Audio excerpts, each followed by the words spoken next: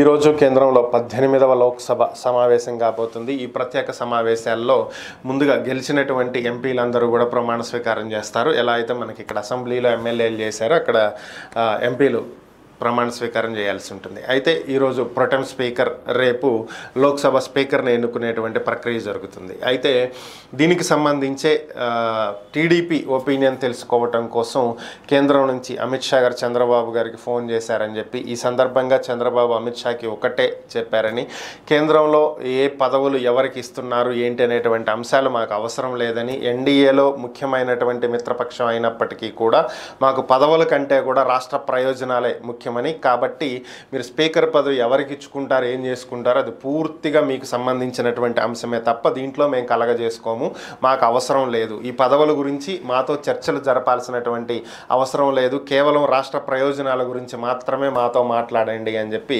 చంద్రబాబు అమిత్ షాకి తేల్చి చెప్పినట్లుగా చంద్రబాబు గారే స్వయంగా చెప్పడం జరిగింది.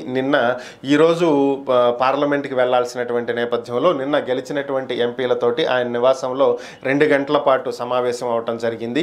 పదవుల గురించి ఎవరు కూడా ఆలోచించవద్దు, ఆశించవద్దు, కేవలం రాష్ట్ర ప్రయోజనాలనే మనం దృష్టిలో పెట్టుకోవాలి. అలాగే మనం 16 మంది ఎంపీలు ఉన్నాము, మీ అందరికీ ఒక్కొక్కరికి కొన్ని మంత్రిత్వ శాఖలను అప్పజెప్పడం జరుగుతుంది. మీరు రాష్ట్రంలో ఉన్నటువంటి ఆ సంబంధిత శాఖల మంత్రులతోటి సమన్వయం చేసుకుంటూ కేంద్రంలో వీటికి సంబంధించి నిధులు ఎలా రాబట్టాలి, రాష్ట్రంలో అభివృద్ధి చెందేలా చేయటం కోసం నిధులను ఎలా తీసుకురావాలనేటువంటి అంశం మీద మీరు పూర్తిగా ఫోకస్ చేయాలని, అమరావతి నిర్మాణం, పోలవరం కంప్లీట్ చేయటం, వీటికి సంబంధించినటువంటి నిధులు తెచ్చుకునేటువంటి వాటి మీద దృష్టి పెట్టండి అని చెప్పి ఆయన ఈ సందర్భంగా ఎంపీలకు చెప్పినట్లుగా కూడా ఆయన తెలియజేయటం జరిగింది. అలాగే టీడీపీ పార్లమెంటరీ పార్టీ నేతగా లావు శ్రీకృష్ణదేవరాయల్ని ఎంపిక చేయటం జరిగింది.